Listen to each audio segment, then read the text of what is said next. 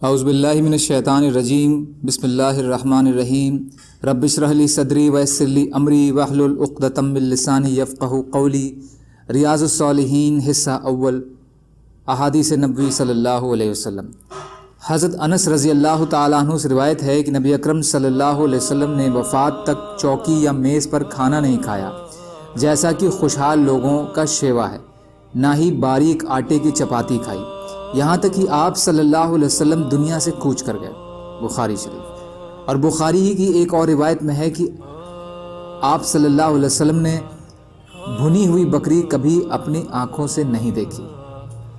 فائدہ، مطلب یہ ہے کہ آپ صلی اللہ علیہ وسلم نے خوشحال لوگوں کے طور طریقے نہیں اپنائے، بلکہ سادہ سماج اختیار کیا اور فقراء کا رہن سہن رکھا۔ اسی طرح خوش خوراکی اور پیٹ بھرنے کی بجائے کام چلانے کی حد تک معمولی خوراک پر قناعت کی۔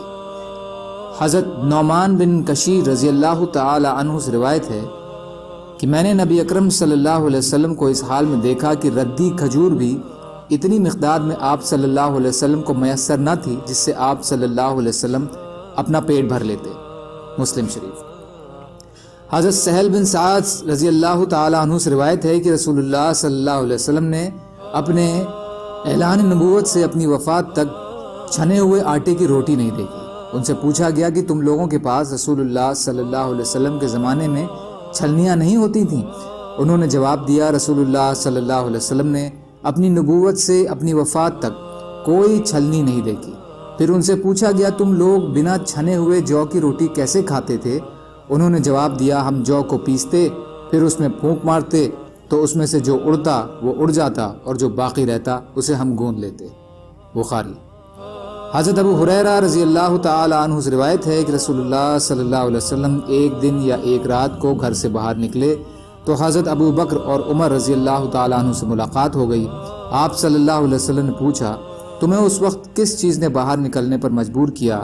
ان دونوں نے کہا، بھوک نے یا رسول اللہ۔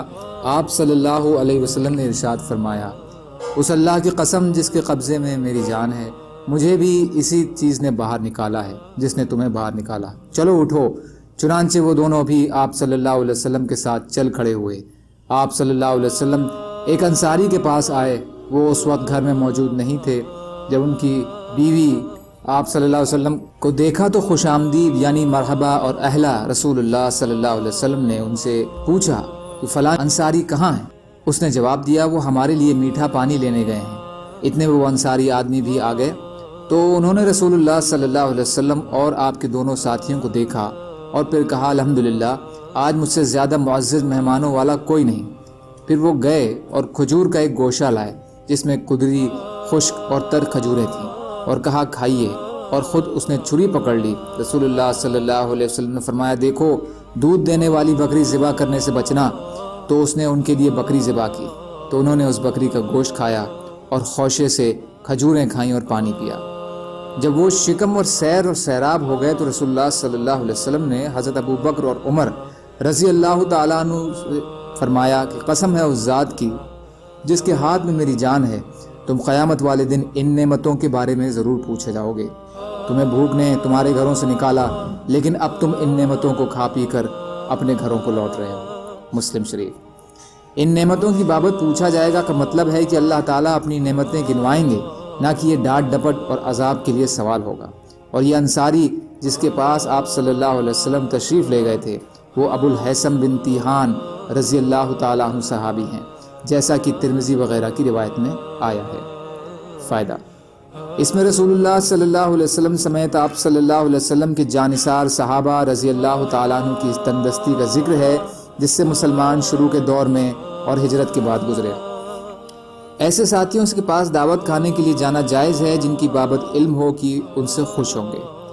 مہمان کی عزت افزائی اور اس کے آنے پر اللہ کا شکر ادا کرنے کی ترغیب، گھر میں شوہر نہ ہو اور کسی فتنے کا اندیشہ نہ ہو اور شوہر کی واپسی کی جلد ہی امید ہو تو عورت بھی اپنے شوہر کے مہمانوں کا استقبال کر سکتی ہے اور انہیں خوش آمدید کہہ سکتی ہے۔ سبحان اللہ و بحمدہ، سبحانک اللہم و بحمدک، اشہد ان لا الہ الا انت، استغفرک و اتوب الیک۔ سبحان ربک رب العزۃ عما یصفون وسلام علی المرسلین والحمد للہ رب العالمین برحمتک یا ارحم الراحمین۔